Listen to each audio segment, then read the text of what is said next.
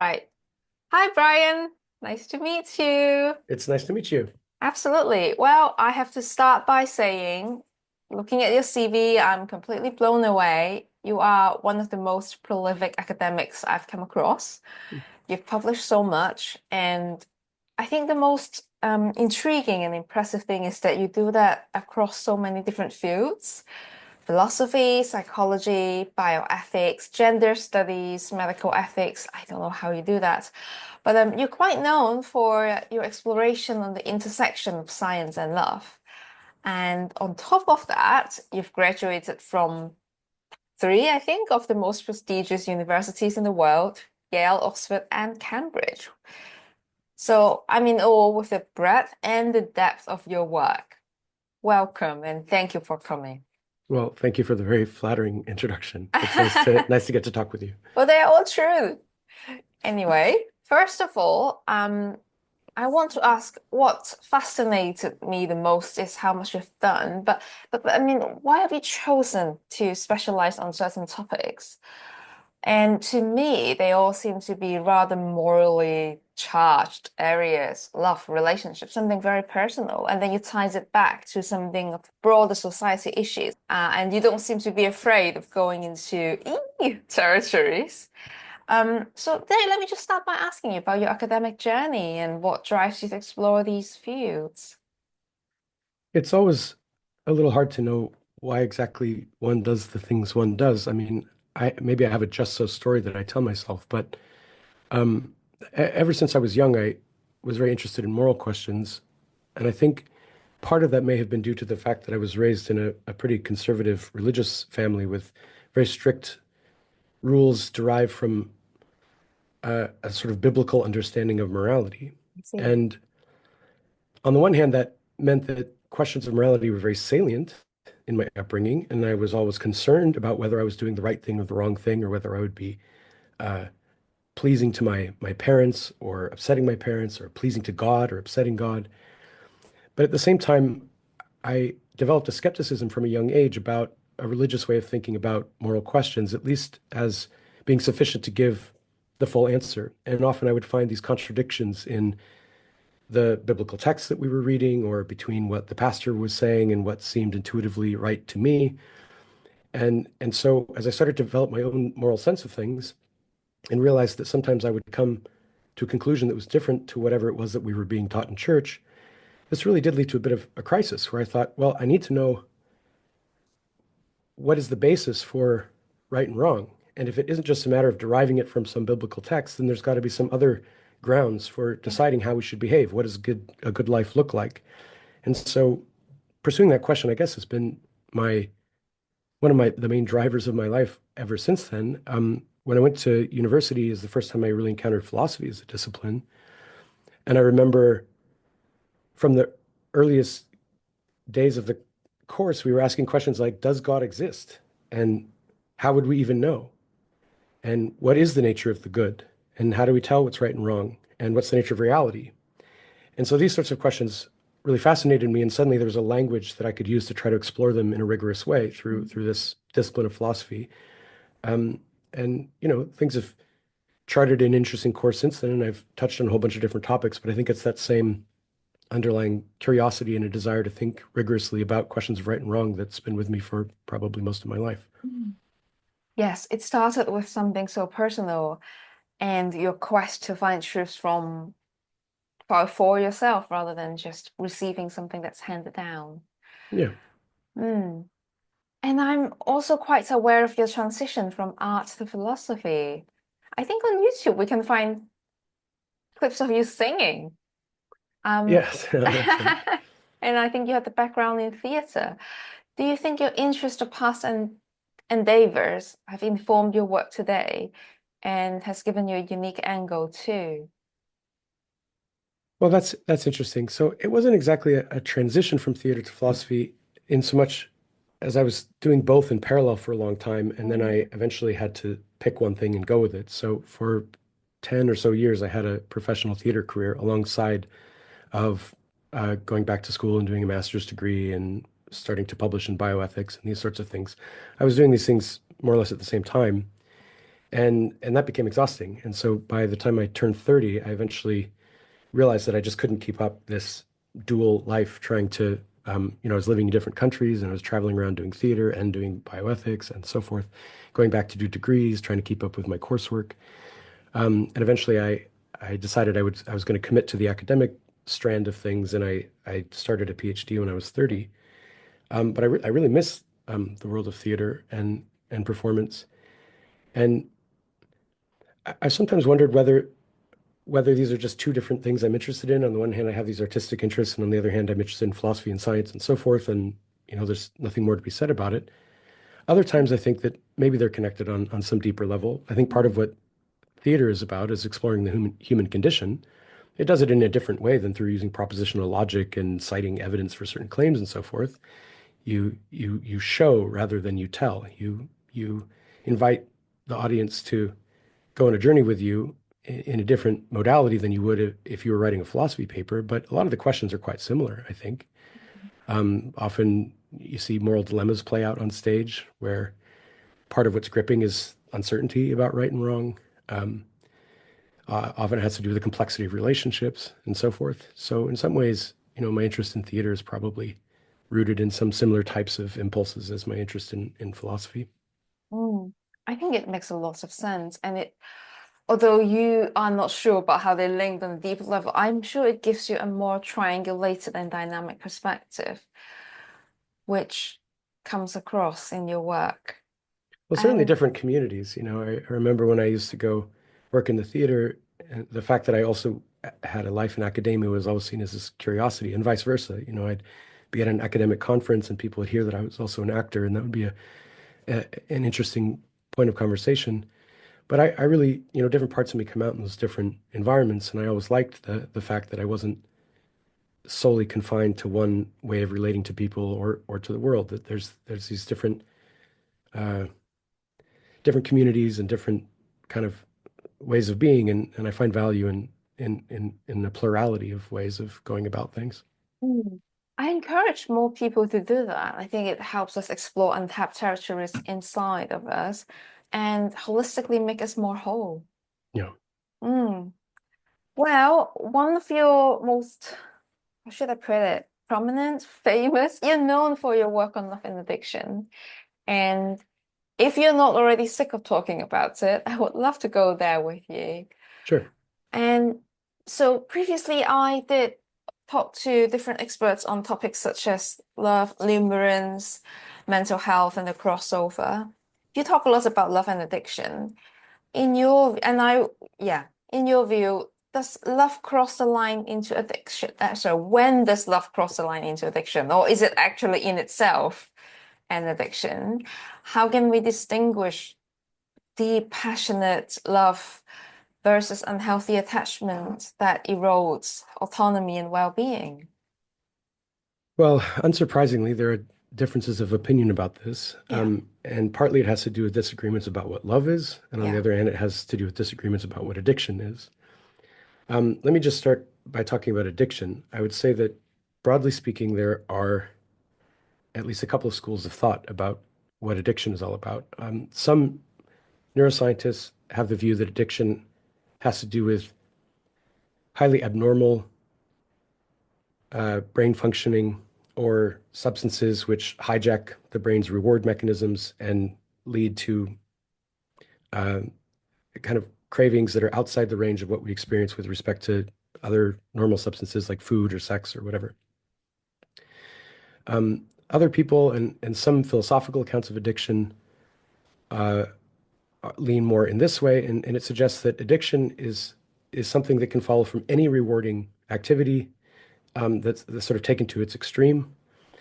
And so that can include food, that can include sex, it can include gambling. And here, both addiction scientists and philosophers tend to agree that gambling can be something that can be addictive, even though it's not really a substance and it doesn't hijack the brain's reward system in quite the same way as, say, certain addictive drugs do. Um, so I would say that, the shared agreement comes with the idea that addiction is something that's harmful. It's something that you'd like to stop, but you can't. And you can't stop despite the fact that it's having bad consequences. So if you accept that addiction is this value-laden concept that requires that it's essentially it's got to be something that's bad for you or for others, maybe your addictions is causing you to harm other people in your environment or whatever, then we can think of how that might map onto to love. Now, love is also very rewarding. And especially, in the early stages of a relationship when you feel infatuated with somebody, certainly the symptoms of being in love are quite similar to the symptoms of some types of addiction, where you go through feelings of much like withdrawal when you can't see the person. You have obsessive thoughts about them. Environments that you spent time with them in have the special salience. And when you're in those environments, you become, totally oriented toward this object of your affection. And And this is where it gets tricky because some people say, well, that just sounds like being in love. That's a totally normal experience. I mean, many people experience that. And it's an even enjoyable, wonderful part of life. And it can be stressful and it can, come along with certain anxiety. But we valorize that kind of experience as we call it, falling in love. And that's supposed to be a good thing. So if addiction is supposed to be something that's harmful on some views, if it's something that's fundamentally bad for you or bad for people around you, and this falling in love, infatuation, crushing on someone type experience is something that we celebrate in society, then how could we even be talking about these in the same way? Um, so, you know,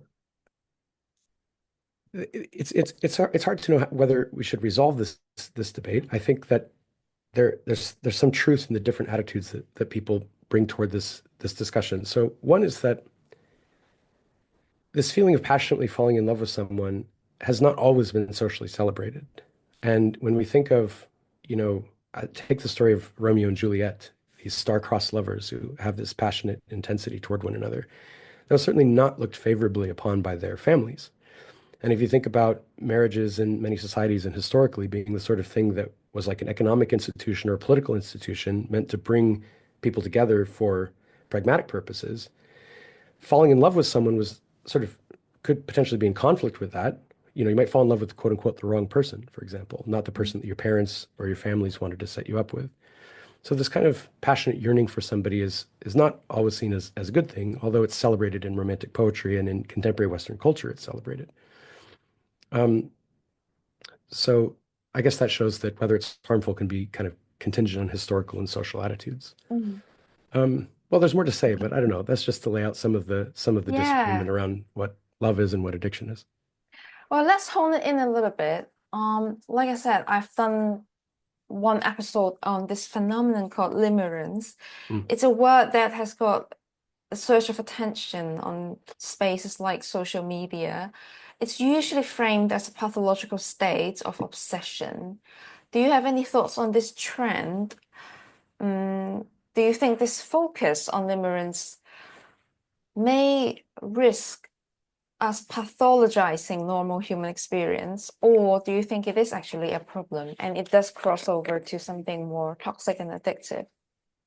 Well, I Googled limerence earlier because I was curious to see what the latest thinking is on this concept. And, various websites that come up suggest that it isn't indicative of a pathology, but rather it's a sort of normal phase that many people go through where they have these obsessive thoughts about a person that they're really interested in.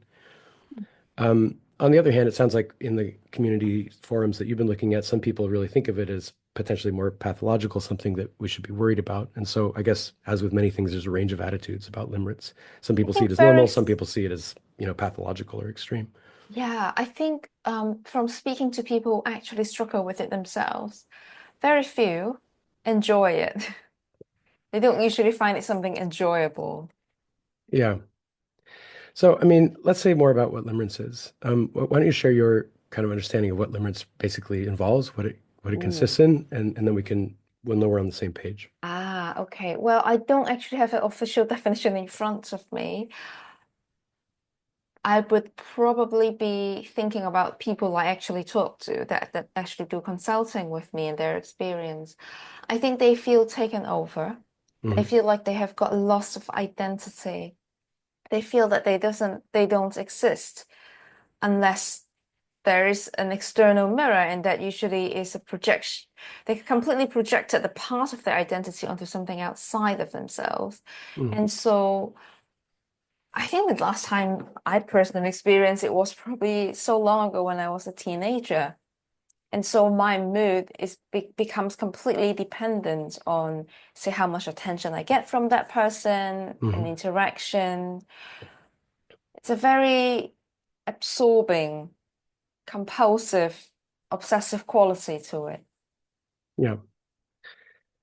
So I remember in college I had a friend of mine who had an experience very like this, and I remember she was absolutely consumed with her feelings about this one person, and they didn't actually know each other that well, which was kind of interesting. It's often something that happens when you're filling in the gaps of knowledge with someone with these projections. Either you're projecting yourself into the relationship, or you're idealizing the other person. You sort of imagine that your life couldn't be complete without them, and so forth. I think that often people confuse strong feelings with love. And I don't know exactly the cause for that, but when you start to think of love as something that's this intense feeling that you have, almost this desire to possess another person, or you want to be with them all the time, if you start to think that that's what love is all about, then these really intense obsessive thoughts just feel like part of the love story. And I think that's maybe part of how it's portrayed in movies and poetry and love songs and so forth. That this obsession is just part of loving someone. Um, on the other hand, if you think of love as being fundamentally about care and respect, if you think that love is fundamentally about knowing someone and accepting them for who they really are and wanting them to flourish, which is what I think love is, Mm. then it's not obvious that that has anything in particular to do with strong feelings. Now, you might come to feel this really strong attachment to a person, but it will ultimately be tempered by this respect for their freedom to develop into the best version of themselves, which may or may not involve having you in their life. So if your starting point is that love is about fundamentally wanting to contribute to the flourishing of another person and to respect them as an end in and of themselves, not as something that's good for you or gives you benefits, then, you know, the question of whether you should possess them or whether you're going to somehow be able to hang on to them, that's a contingent on whether that's conducive to their flourishing. And it might not be. I mean, I'm not the best person for every other person, but I might be, I might be really a good contributor to the flourishing of somebody's life. But if I'm not, maybe we shouldn't be together and vice Mm. versa. Mm. So I think, this feeling of, I can't function without this person. I can't think about anybody but them. Often when we have these thoughts, we don't really even know the person that well. And often we are idealizing them. And then it all comes crashing down months later when we have a real conversation or we try living together or we find out that our values aren't actually in line or whatever. So, there can be something I think that some people find thrilling about these having a crush on someone. Maybe that's, just part of growing up and hormones and being a teenager. And maybe there's nothing to criticize about it necessarily, although it can be quite uh, intense and sometimes just destructively so, at least on a small scale. Um, but I think if we confuse that for love and we think that love is about the intensity of our feelings for someone, that can lead us into trouble. And that can get us to think that, for example, really possessive jealousy is just a sign of how much we love the person, or trying to control someone is just a sign of how much we love the person. And you start Mm. to see that in relationships that are characteristically abusive, where, you know, um, the strength of the feeling, even though it manifests as jealousy and controlling and ownership and these kinds of things, if people think that that's what love is, then they don't notice how much of an assault on the other person's autonomy it is, and Mm. it gets excused and treated as though it's a good thing when probably it isn't. I think in the end, we get your definition of love, which is something beyond just owning and possession. It's about evolving together, it sounds almost like. Yeah, I Or, mean, yeah.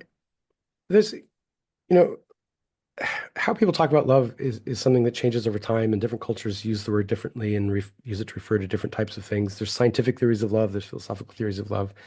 So I guess I'm giving you one philosophical theory of love that's a normative theory, meaning that it has sort of values built into it.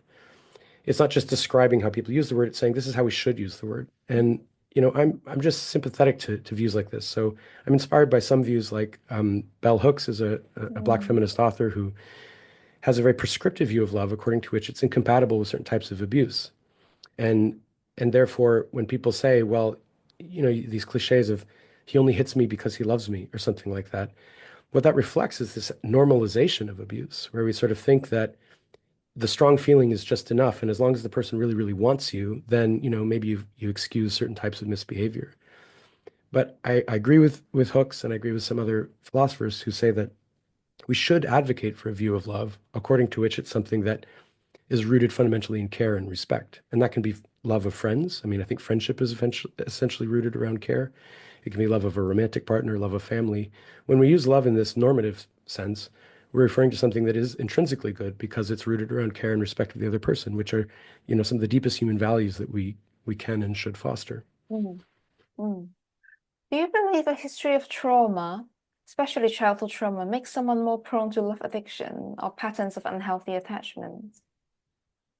So I'm not a clinical psychologist and I don't have expertise in the literature on trauma. Doesn't matter, I'm just your perspective. reasonably familiar with the literature on attachment, and my understanding is that trauma can certainly affect patterns of attachment or styles of attachment. So early experiences of childhood trauma make secure attachment less likely and make anxious or fearful and avoidant attachment more Mm, likely.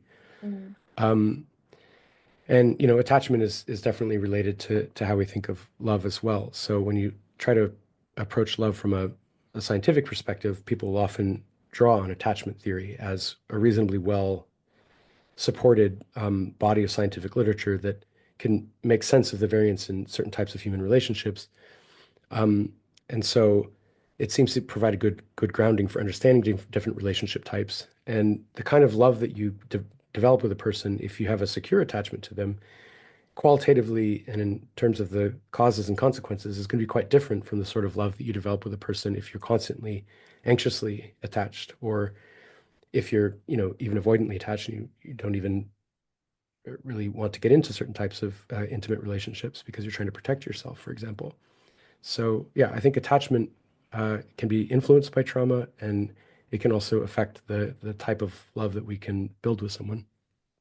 So, can love addiction ever be a good thing? Yeah, so I mean, I think we can find value and meaning in extreme experiences. And I think that even when things are sort of harmful or unhealthy in some view, they can still be meaningful. Um, I think that if you define love addiction as something that's harmful, then, if it's all things considered harmful, then I guess it isn't good by definition. Or at least it's not, if good and harmful are opposites. Um, I guess something can be harmful but ultimately beneficial. So if you undergo a very harmful experience, but you learn from it, for example, or you grow from it, or you find how to be a better person or how to relate to others better, then it can be that it was instrumentally valuable to developing a better life. But you know, like you know, it, addiction is a complicated thing. There's some people who have written, Owen Flanagan is somebody who's written about addiction as something that can be part of one's identity, their sense of self, and so that if you're way of being in the world is so characterized by a certain relationship to various substances, for example, and then you cure yourself of this addiction, you almost change who you are. And that can be very alienating and it can have existential implications if you don't recognize yourself anymore. Maybe you have to reinvent yourself from scratch. Who am I as a non-addicted person? So, can it ever be a good thing? I mean, I think that people can have experiences that they characterize as love that have signs of obsessiveness or possessiveness or something like addiction, depending on which theory of addiction you draw on, that can be very harmful and destructive in certain ways, that can lead to great pain and suffering and sorrow, that nevertheless can be part of a life well lived. I guess I'll say it that way. Mm, Now, if all one ever experiences is this sort of extreme relational pattern and they never have the experience of a sort of stable, calm, healthy, comforting, sustainable, loving relationship with another person, that strikes me as regrettable. But I wouldn't say that, you know, the sort of thing we're talking about is incompatible with living a good life, mm, all things considered. mm. Incompatible with living a good life. Tell us about your book, Love Drugs. Um, what's its thesis and why is it getting so much attention? Well, that's very interesting. So the origins of that book are are very accidental. Many years ago, I met my co-author on that book, Julian Savulescu, who at the time was the chair of practical ethics at the University of Oxford, and I was a master's student at the time. I was studying experimental psychology at Oxford at that time, and through a series of events, he ended up hiring me to work as basically a research assistant on this book project with him to explore the ethics of enhancement in relation to relationships. So maybe I should say what that means. There's this big debate in bioethics about using medical technologies to improve various facets of human functioning beyond what's necessary for treatment. So, for example, if I have attention deficit disorder, maybe I take a certain drug that helps me concentrate in a way that's considered normal. But if I have normal concentration abilities and then I take a drug that enhances my cognitive faculties in some way beyond what's necessary for normal functioning, then this is considered a type of enhancement. I'm going beyond what's necessary for treatment. Now, there's debates about whether, in fact, these drugs have these effects. Many people are sort of skeptical about whether our cognition is really all that improved if we take these drugs and we haven't been diagnosed with a disorder. Maybe a more obvious example would be doping in sports. This is where we have a set of interventions, exercise and diet and so forth that we think are appropriate. But if you use certain biotechnologies to enhance your performance beyond, in this case, what's allowed, then not only is it seen as a type of enhancement, it's also seen as a form of cheating. So a bunch of ethical debates come up around that. But most of this discussion for many, many years focused on ways that I might use technologies to increase my own capacities, to try to make me smarter or stronger or uh, whatever it might be compared to some baseline. And Professor Savulescu, along with our mutual colleague Anders Sandberg, wrote a paper many, many years ago where they had the idea to extend this into relationships. So what if we could use biotechnologies to somehow improve our relationships, not just individual capacities, but our capacity to love well? And so they wrote this very speculative paper, I think around 2011 or so. And then I was brought onto this project to try to turn this into a book. But I really hadn't thought about it before that point. It was not something that I'd studied particularly all that much. Um, but I dove into the project and tried to read everything I could to do a good job on this thing I'd been entrusted with. And so I read deeply into the, evolutionary psychology of mating, the history of marriage, biopharmacology, and uh, all the different kind of tools that people use to try to alter their brain chemistry in ways that seem like they'll have implications for relationships.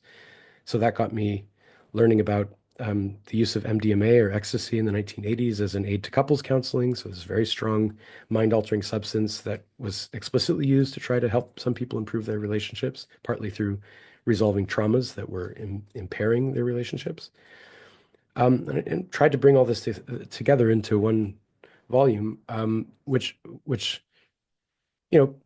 mostly came about through a series of writing papers and getting critical commentaries from other people in the field, and then trying to respond to those objections by coming up with a better argument and then putting it all together into a book. So it was really a long process. It was like 6, 7, 8 years of writing papers, getting feedback, tinkering with the arguments, and then putting it finally together into one volume that came out a few years ago, right as people were starting to pay more attention to this so-called psychedelic renaissance, Mm. including MDMA-assisted therapies. And I think that's part of why people are paying attention to it. Yes, I think what people are drawn to is the idea of just taking a drug to forget about the pain. And this one is particularly about the pain of love, but I think the idea of that you can just take a pill and all the pain will go away is very attractive to most. It's a bit like that film Eternal Sunshine of the Spotless Mind. The question might be, should we not do that? But then that ties into the whole bigger question of, oh, should we take antidepressants, which some people do believe that we should grieve naturally. Do you th So the broader question to you would be, do you think modern technology, medical technology, sometimes risk taking away our humanity? Well, there's a lot there. So if you say it risks taking away our humanity, we have to agree on what it means to be a human. Hmm. and whether, being a human in that way is necessarily a good thing. Maybe our humanness is limited in certain ways that we want to try to transcend or to improve upon. So let me set aside the question of humanity and just focus on the question of whether it's good or bad to treat grief that's associated with, say, a breakup or the loss of love or something Yes, like that. let's do that. A similar type of question has to do with if somebody you love dies and you're grieving over their death, should you start taking antidepressants at some point? A lot of people have debated this particular question. So maybe I'll start with that, and then we can kind of expand it to the case of love and breakups and things like that. Yes. Um, so it's quite normal and natural for human beings to grieve after someone that they're close to dies. And that's also seems to be true of some other species as well, where if a close attachment partner in some other species dies, you'll see behavior that looks a lot like grief in the surviving partner. Now, it's also true that there are drugs available, and SSRIs are one of them, that can, for some people, sort of block those feelings or make less severe those feelings of sadness and loss, and seem to enable them to sort of get along and go back to work and so forth. But many people find that there's something unseemly about that. In other words, we think, well, you should grieve when someone you love dies, and it should be painful because that's that shows in some way that you really loved them when they were alive. And so if you want to just take some pill to short circuit that process and then you move right on with your life, it's in some way disrespectful toward the relationship that you had with that person. Um, or if we take the example of a romantic breakup, suppose you had a really complicated relationship with this person and it breaks up and you're grieving, and maybe that grief offers you an opportunity to reflect on the relationship or what happened or why it had to end or what you contributed to that or what you can learn from that. And if you take some pill that again cuts short that process of reflection and the ability to just sit with those feelings for a while, yeah, it seems like we're depriving ourselves of the opportunity to potentially learn from what happened, which might mean that we then charge right into another relationship that's, potentially just as toxic as the last one, for example, because we didn't stop to actually deal with what we had experienced initially. So it seems like there's definitely some situations where it would have been good for us to sit and grieve, but we didn't like the sort of negative feelings, and so we took a drug to short circuit that. That seems objectionable. Mhm. But there's also cases where it seems like there's this phrase that I remember from the bioethicist Eric Perrins, where he says sometimes pain just crushes human souls. And there's nothing particularly good that's going to come from more grieving. And so somewhere you have to draw a line between where the grief is ultimately part of a meaningful life or life well lived or something you can learn from, and where you just have, months and months of debilitating grief and you can't get out of bed and you're not participating in life and you're not forming other relationships and you're, you know, um, falling short of your responsibilities. Maybe you're not taking care of your children, you're letting your friends down at work and so forth. It seems like there's got to be some point where it would be reasonable to make the judgment that if a medical technology could help you get back on your feet and participate in life a little bit more without sacrificing the chance to learn from what happened and so forth, that surely there's some point where it would be prudent to take the medication if it would help you with that. So, in the book, we talk about this and we say there's no universal line that can be drawn in the sands of human suffering. People have to determine for themselves where that line is. And there's some extreme cases of prolonged depression that seem like some form of treatment, whether that's medication based or some other type of treatment, is certainly warranted. And there are other times where we're just trying to avoid dealing with problematic feelings, and so we turn to medication as a shortcut. And so it's important to try to distinguish between those two potential uses of medication. Hmm. Do you lean one way or the other? Well, one thing that's interesting is the medical community has to actually draw specific lines about this because if you prescribe medication to someone, it has to be because it's treating a medical condition. Hmm. And so they have to have some criteria where they say, now it's appropriate for me to write a prescription for selective serotonin reuptake inhibitors. And we could have a whole conversation about SSRIs. It's a very complicated class of drugs that, I would love um, to. yeah. So, yeah, maybe we will talk about that. Um, you know, it used to be that there was uh, some duration of grieving after somebody died that the medical community decided they would count as normal. And then if it persisted past that, and I don't remember what it was like past a year, past 6 months or something like that, then they would consider it to be pathological, unnormal in some negative way, and therefore a candidate for treatment. And then they updated their diagnostic criteria and just sort of shifted the line back by a couple of months. And it's just completely arbitrary. Like there's no scientific literature suggesting that some period of time is the right amount of time to grieve. It's just that they saw that these drugs could be helpful for some people who were suffering from certain types of grief after the loss of a loved one, and felt that it was no longer benefiting them in some way, and felt that it was not any longer part of a life well lived, but was just really dragging them down. And so they sort of changed the diagnostic criteria. So I guess I would say that, you know, I think there's a certain amount of arbitrariness in coming up with a policy about when people should have access to drugs for purposes of treating what might look like ordinary life experiences like grief or mourning. Um, and a lot of that just follows from the model we have, which is that if you make biomedical technologies available to people, we have to think of them as medicine, and medicine has to be treating a disease or a disorder. And so then we'll come up with arbitrary criteria for what we think counts as a disease or disorder to make the drugs available. But one thing we argue in the book is that we shouldn't be thinking in those terms. We should think about when is it likely to be helpful to a person to have access to a biomedical technology? When can it help make their life better? And when is it likely to be harmful to a person? And that might not always track what we think of as underlying disease states. And so partly what we try to do in the book is just open up the conceptual toolkit to help people think about when and why is it a good thing to take a substance uh, towards some end, and when and why should we try to avoid that? And then once we've got that straight, we can figure out what the policy should be in terms of drawing uh, lines in the sand. Thank you. Let's shift. Either we continue and talk about SSRI, but there's another big topic that I want to talk about, and I'm aware of time: monogamy and relationship norms. Mhm. In one of your many articles, you critique the automatic assumption that monogamy is a social norm. This is something I am increasingly intrigued by. I do work with a lot of people who don't want to subscribe to that, and it's not necessarily wrong or fundamentally wrong. Do you why do you think monogamy has been so deeply entrenched in Western societies and in many places not, well, colonialism and stuff plays into it, but we won't go there.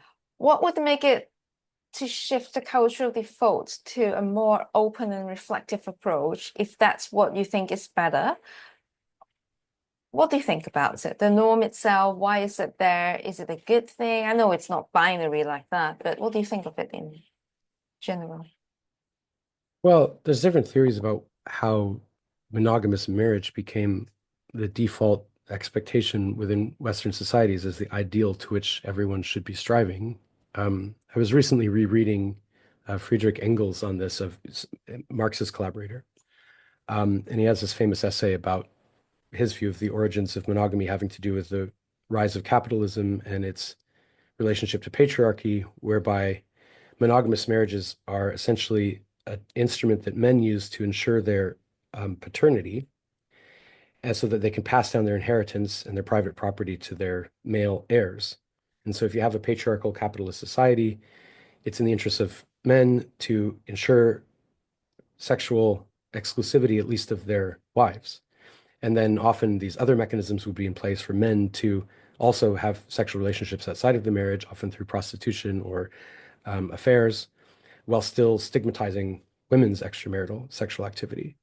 And so the idea is that there's this hypocritical form of monogamy that's a form of control over women's sexual freedom to ensure that any children within a marriage are definitely those of the father, so that the inheritance could be passed down to the legitimate heir. That's Engels's view of the origins of monogamy.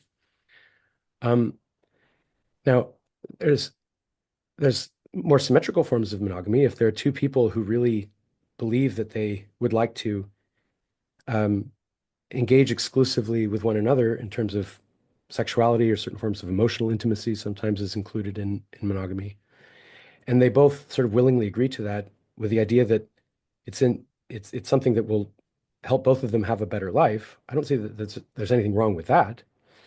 Um, but often what happens is that people don't really talk about what their goal is for the relationship. There's this background assumption, maybe, that the goal should be that we'll end up in a monogamous relationship where we forsake all others and have uh, uh, only sexual activity within this relationship.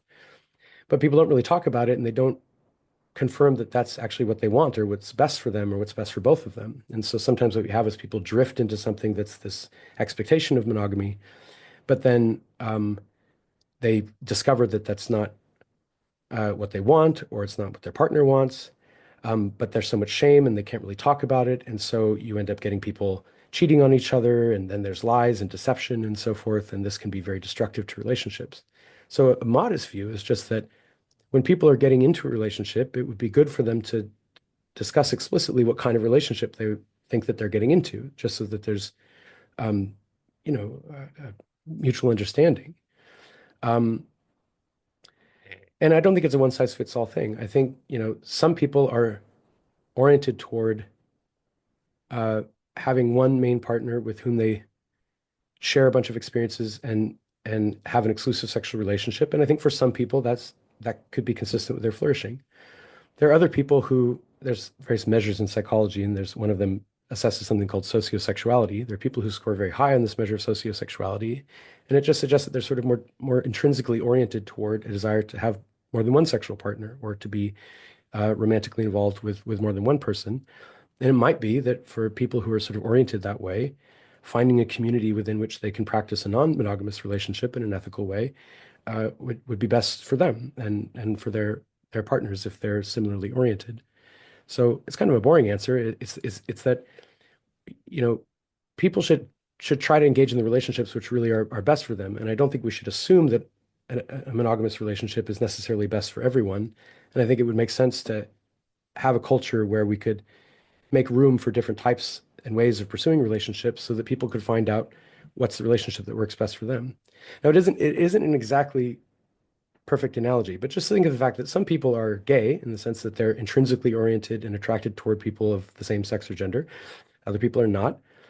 And it seems like we've made some progress to opening up the cultural script for what counts as a legitimate relationship to make it so that people who are strongly and intrinsically oriented toward same-sex attraction can form loving relationships with people to whom they're attracted.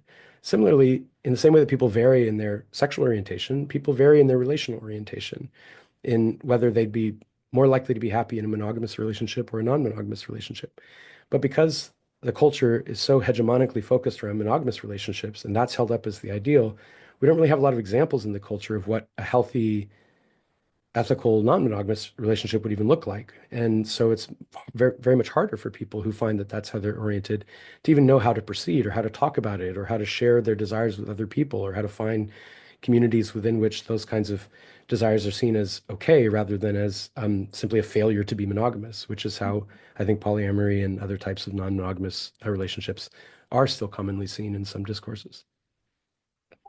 Hermeneutic injustice, isn't it? That you don't even have the word to express your desire because it's so not named and not discussed in the world. You It's kind of starting to change a little bit. You're starting to see some depictions in TV and movies of non-monogamous relationships. But just think of like growing up when you're a child and the songs you listen to on the radio, mm, like love songs. They're they're pretty much always, first of all, assuming a heterosexual relationship between a man and a woman that is based around this idea of jealousy, possessiveness. I only want you. I can only live with you. Why are you looking at that other guy? There's always this assumption that the type of relationship that's being valorized here is a exclusive, possessive, monogamous relationship between a man and a woman, basically. And so if you're growing up as a little child and you're starting to get crushes on people and figure out, what your relationship values are, if all you're ever exposed to is this idea that there's one type of relationship that's the ideal, and you don't even see movies of, I don't know, polyamorous couples having healthy relationships. They just don't exist. Yeah. I mean, maybe there are one or two or some TV shows that start to explore this. Fake love, I think, when I was younger. Yeah, and Mormons. so you Mm. have to see examples of what it looks like because we all have to learn the norms and rules of how to relate to other people. It isn't something we're just born with. We have to understand what does a healthy relationship look like in this culture, in this time, under these circumstances. So that's something that we have to acquire. And partly how we acquire the norms of our culture is through pop culture and through media and literature and storytelling and so forth. So if the storytelling of our culture exclusively shows us one type of relationship, and we don't even see a type of relationship that we might be well suited to. I mean, and here the analogy is again clear. If you're a gay person growing up in a small town and all you ever see is kind of propaganda for heterosexual relationships, and you never see anybody celebrating a healthy gay relationship anywhere, it's quite hard to even admit to yourself what your feelings are, to know who you can talk to share to even imagine what a good relationship would look like in your mind, because it's not available in the culture. And so, I think something similar is true, although it's changing. You're starting to see a little bit more cultural representation of non-monogamous relationships that are other than just cheating and adultery and the kind of forms that are based around deceit and disrespect. Yeah, because I was going to ask you how would people know if they're curious about it, and now you told me there is actually a test they can do. Yeah, so you can probably Google it, but anyway, sociosexuality is the trait that I'm thinking of, and there are various ways of assessing a person's orientation in Mm, respect of this trait. interesting. Yeah, so we've talked about how pe most people endorse monogamy unreflectively. And you said something about it being based on the questionable assumption of it being a zero-sum game. Can you say a bit more about that? And if we get quite practical here, if someone is doubting the way they run their own relationship and wondering, what steps can they take to critically look into their beliefs and make more intentional choices? Yeah, so I think the zero-sum game view suggests that, if I have a partner whom I love and who I'm sexually attracted to, and then it becomes clear that I am also attracted to somebody else, or I might even want to form a loving relationship with someone else.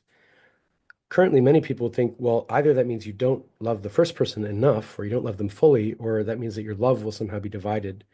Now, it's true that your time is divided. We can only have so much time to spend with people, but that's something we're quite used to in the realm of friendships. So I'll just sort of dwell on this example for a second.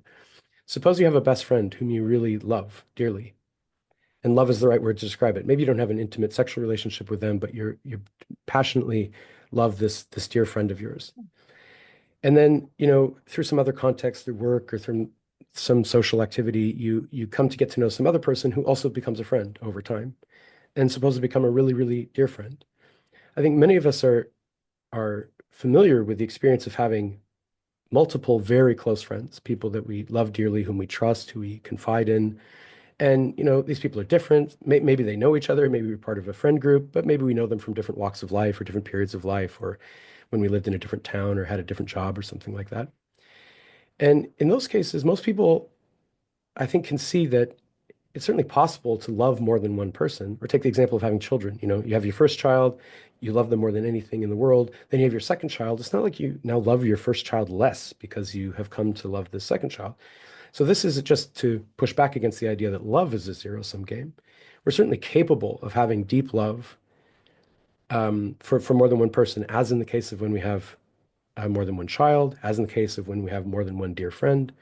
And so people who advocate for this view with respect to romantic relationships just suggest that there's nothing fundamentally different about having a loving relationship with more than one person to whom we also have a sexual attraction or a desire to engage in certain types of intimate or romantic behaviors. But the kind of monogamous discourse has presented this different view, which is that sure, maybe we can have more than one friend, but when it comes to this one special kind of relationship, the romantic relationship, that really has to be about one person and there can't be anybody else. And so that sort of view is so drummed into our heads from a very young age that many people draw this categorical distinction. They see romantic relationships over here on the one hand, there can only be one. Friendships, relationships with children and so forth. Sure, there can be more than one. And the people who would advocate for at least the ability of polyamorous relationships to be functioning and positive just would suggest for a weaker distinction there, that there's no fundamental distinction between the way we relate to our friends as the way we could relate to romantic partners. Mm. There's so much social pressure to not get outside of the norm, though. Do you have any suggestion for people who are itching to get out of the system but are facing so much institutional, social, family pressure? Well, it's very difficult. I think the internet has made it easier. Mm. People can now gain access to resources where you can see whole communities of people who are trying to articulate what an ethical and a good life would look like other than in the form of a monogamous lifelong relationship with one person. Um, and that helps, I think. If you feel like you're alone with your thoughts and desires and anybody you talk to treats you as though you're a freak, that's very psychologically painful and isolating, and it can make it very hard to feel like you can build a life that feels authentic to you. So you just end up cutting yourself off from your own desires or something like that. But if you can at least see how there are other people who seem to be managing their lives in a reasonably healthy and successful way who share your views or your values or seem to have similar types of desires or orientations to you, then I think for many people that can be very helpful. But there's no doubt that, especially in more conservative parts of the world. I mean, if you're living in San Francisco or something like that, you're not going to find any difficulty finding plenty of No. polyamorous people who you can talk to and who will understand your way of life. But if Mm. you're in a conservative town or a conservative profession or a conservative country, it continues to be a major challenge for people who would want to publicly be anything other than monogamous, because the social stigma is still quite severe. Mm. I hear you. Thank you for giving us a different perspective. Sure. Actually, on that subject, do you think, because you also talk about pretty controversial subjects, cultural practices, bodily autonomy, circumcision being one of the prominent examples, we can go there. Sure. And how do you think cultural norms around moral values like duty, loyalty, sacrificing interact with our deeply personal, authentic experience? Yeah. So you mentioned the example of circumcision. It's a cultural practice I've written critically about. And the main practice I criticize is the secular American practice, where it's just sort of done routinely in hospitals. So basically, this is for those who don't know or who don't grow up in the United States. The U.S. is the only modern country that, for non-religious reasons, practices this routine circumcision of boys. So boys are born, and then a few days after birth, they have a surgery performed in their penis to remove about a third of the skin system of the penis, which is called the foreskin. And there's an interesting history as to why this became a cultural norm in the United States. And for a brief time, it was also normative to some extent in England, which is where the US got the practice, and in Canada and Australia and New Zealand. So it was part of the Anglophone world that had this practice of circumcision. But it fell out of favor in those other countries. At least by the 1980s, rates were pretty low and they remain low. And it's only the United States that's kept this as a majority custom. You have some countries where it's a religious practice, like in Israel, there's a majority birth custom of circumcision, but it's explicitly an ethno-religious thing having to do with Judaism.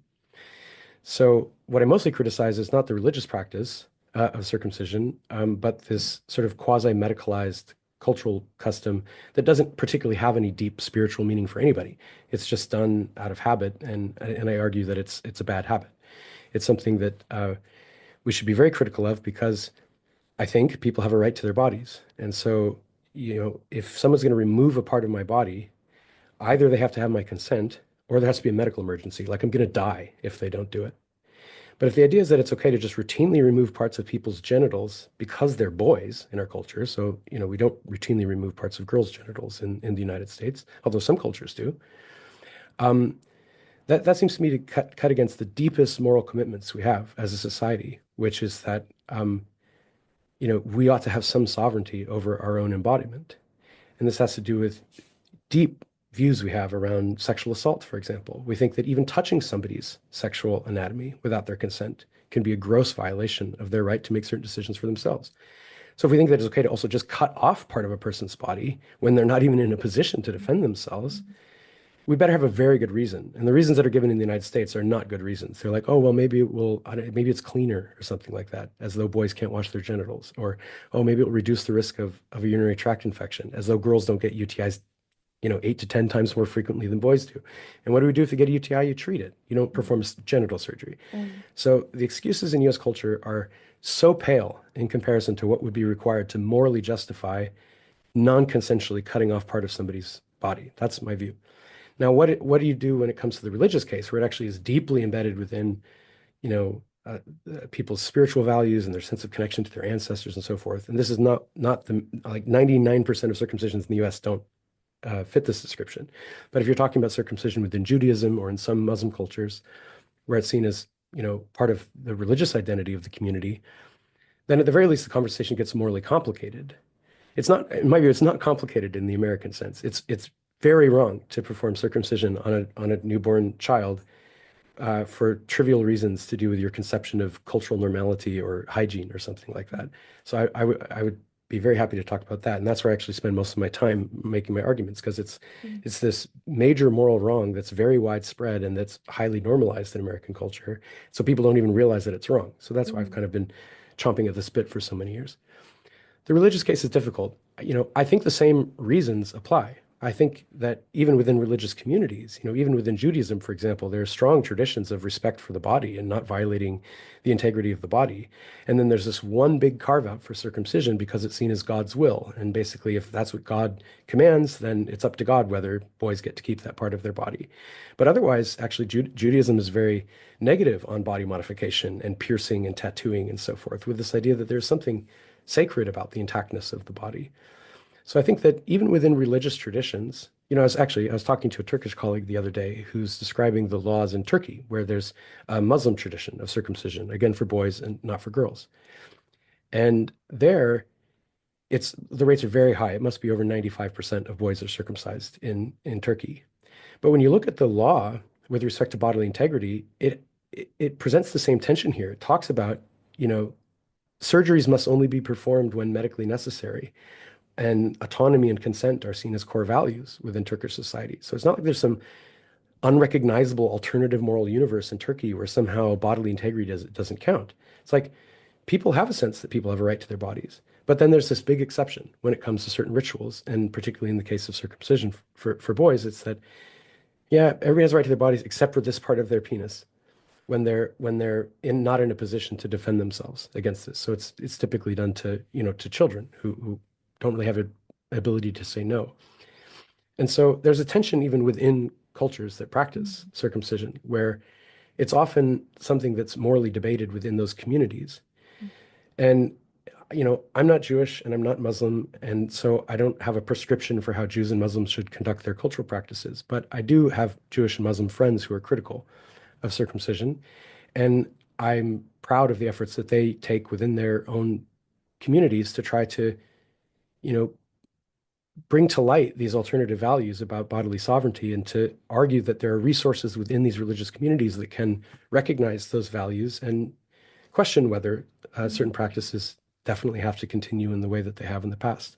So, there's a interesting movement among some Jews and some Muslims to try to criticize these practices, even though they're longstanding and even though they're given great cultural weight within those communities. Assuming someone is also taking a critical view and feeling quite angry and upset about this, is there anything they can do today? Well, it's a similar thing. That, as I said before, you have to go on the internet and find that you're not alone. And Yeah. and actually, this was a big deal. So in the United States, the rates of circumcision until around the time I was born in the 1980s were very high. They were like over 80%.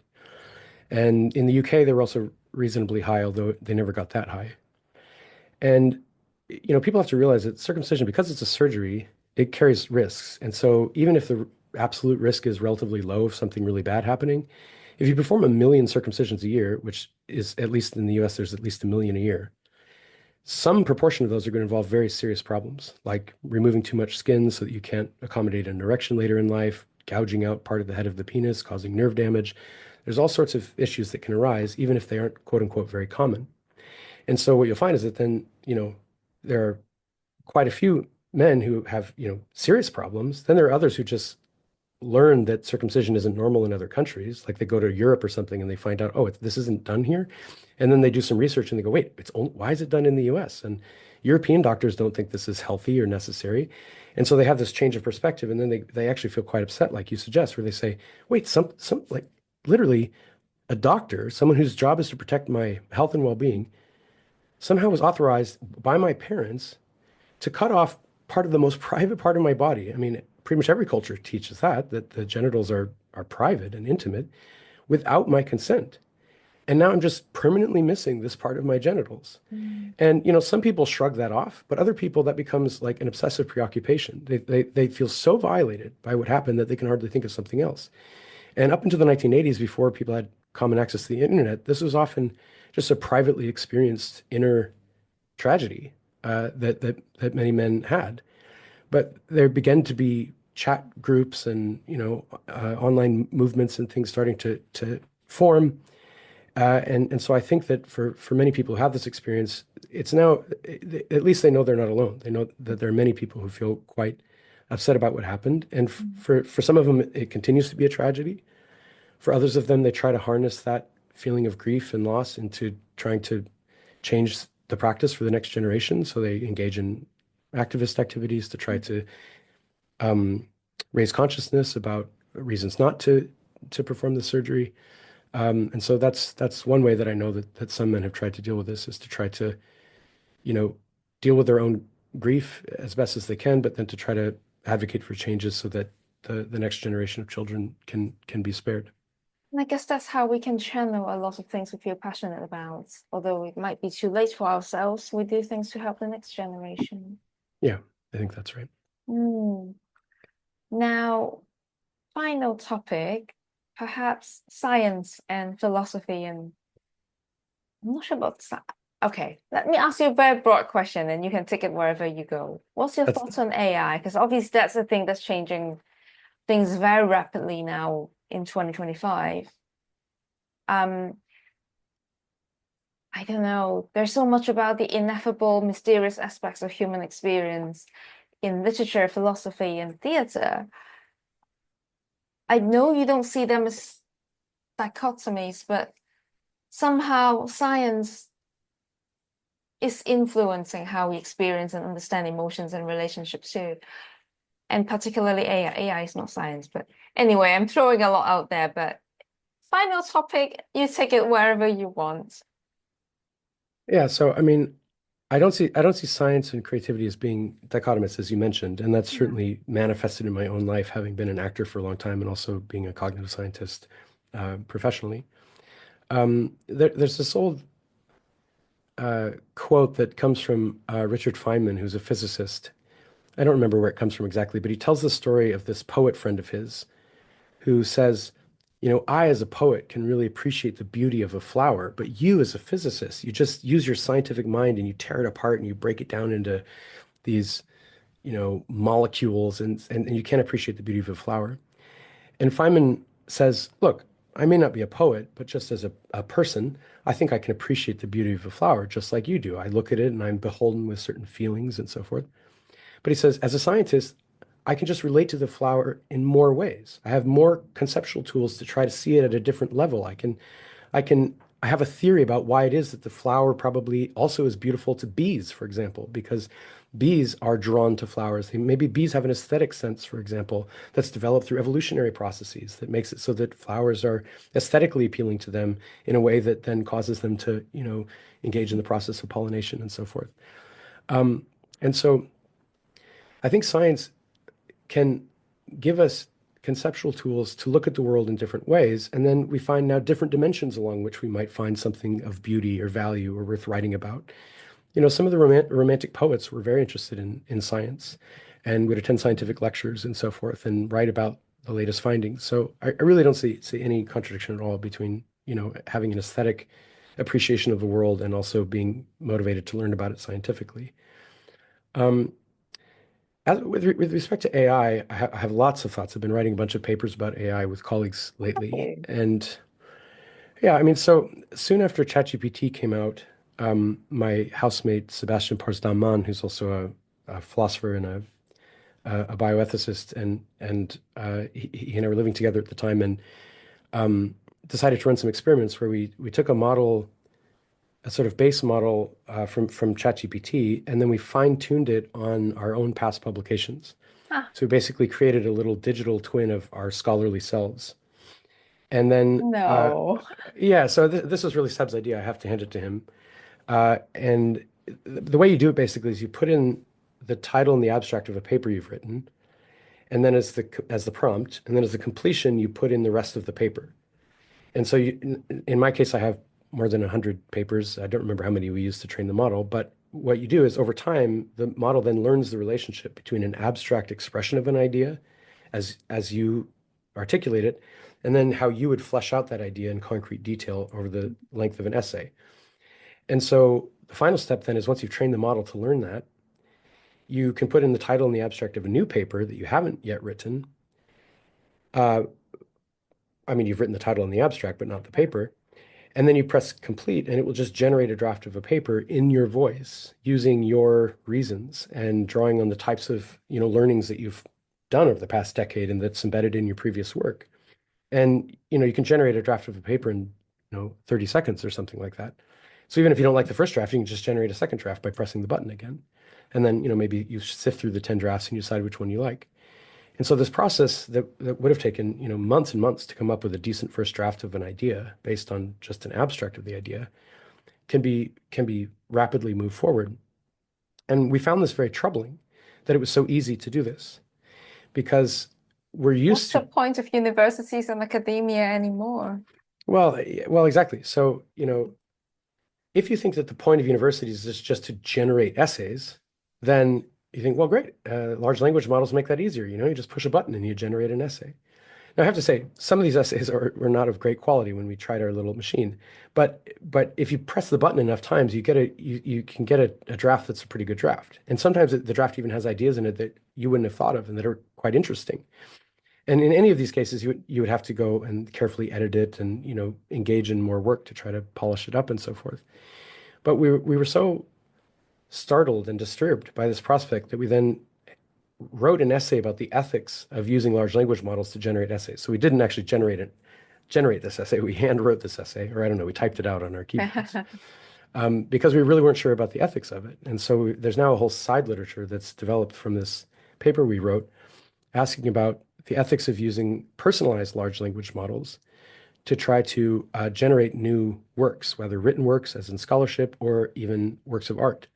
So my colleagues and I have recently done a study where we tell participants about this character named Robin, who either makes a painting by hand or makes a painting using one of these large language models where you just type in a prompt, like, you type in a few prompts, make it a painting in this style with this content or whatever, and then it will generate a painting. Or Robin uses a personalized large language model that's been trained on Robin's past paintings that Robin made by hand. And we're just trying to understand what are people's attitudes about this. Do you think that if I use a model that produces a painting, but it's based on my own past paintings, that I still deserve credit as the author of this new painting? Now, if I just use ChatGPT or whatever it's called, Dali, I think is the version of ChatGPT that makes paintings. If I just type in a phrase and then it makes a painting, I sort of feel like I don't really deserve to be the author of that painting. I mean, the model did the work and it's trained on other people's paintings, and I hardly put in anything. I just typed in a few sentences. Nevertheless, I can create this very beautiful seeming work of art. And so I also had that experience. I remember typing into Dolly, make a picture of a girl with big eyes eating a watermelon, I think was the prompt that I put in. And it spat out these various images, and like a couple of them were strikingly beautiful. It was in an oil painting style. And again, I was very disturbed. I was like, I just spent 5 seconds putting in a prompt. And in some sense, using this AI, I created an image which is strikingly beautiful and which I think is like very aesthetically pleasing to look at. But I don't feel like I'm an artist all of a sudden. I mean, I like to paint, but I don't do faces very well. I can paint more like landscapes. So I don't think I'd even be capable of producing this painting if I had wanted to. And so similarly, I was quite disturbed about that, about whether using AI to create things that we normally see as the product of um, creative expression of human beings is going to really disrupt our sense of what does it even mean to be an artist, for example. So anyway, we've been doing some empirical studies to try to understand people's attitudes about that. We've been writing some philosophical papers to try to Mm. understand practices of credit and blame when it comes to using AI to Yeah. create either beautiful things or harmful things. And so it's a major I preoccupation right now. I Yeah. know many professors has just given up on giving essays as a way of assessment in undergraduate levels. Just they just do quizzes now because if it's an essay, they probably assume it's AI written anyway. Yeah, so an AI can generate an essay that could easily get a good grade in an undergraduate course with minimal effort. And so it's Mm. true that, you know, asking students to hand in an essay on some topic, you now have a choice. You can either try to somehow you can use an honor system and hope that they won't use AI, even if you tell them not to, some students will anyway. Mm. Or you have to or you have to assume that they're going to use AI and say, um, you should now be writing essays with AI, but you need to hand in your prompt Mm. uh, kind of material. So you have to include the logs that you use to create the Interesting. essay, and then actually start evaluating them on their creativity and how they use an AI, which Oh I sort of think God. is where things are heading. Or you have to just have people handwrite essays in class, where you can confirm Mm. that they're not using AI. And so next week, I'm actually going on a little retreat with some of my fellow professors here at the National University of Singapore. And we're going to just sit down and think about this exact question. How do we want to Mm. handle the issue of AI in Keep me undergraduate posted. teaching? Yeah, we'll see if we come up with any kind of good solution, but it's truly creating a lot of dilemmas and Yeah, it is unclear how to changing the proceed. world very rapidly. I think Mm, very few of us feel like we can keep up. mm. Well, thank you so much for your time. We've touched on many different exciting, controversial, complex topics. Final, is there any way people can find you if they're interested in your work? What are you currently working on? Yeah, well, Yeah, thank you for your interesting questions. It's pretty easy to find me online. I have you know, a website which is just bryanearp.com and it has links to various papers and things. Most of my papers are available for free on ResearchGate or academia.edu. They're very like, generous of you. well, they're like the author accepted version, so they're not formatted as nicely as the like final publication, but you can get them there. And Yeah, what am I working on? I'm working on a lot of things. A lot of things have to do with AI. So we're working on a book with some colleagues about this personalized AI phenomenon where you create like a digital twin of yourself that can then write essays for you and make paintings for you and do other things for you. And we think it raises a lot of really thorny ethical and philosophical questions. So we're working on a book length project on that. I'm trying to finish this book I've been working on for many years about the right to bodily integrity and what Mhm. that looks like in the case of children, because in adults, it's mostly characterized in terms of consent.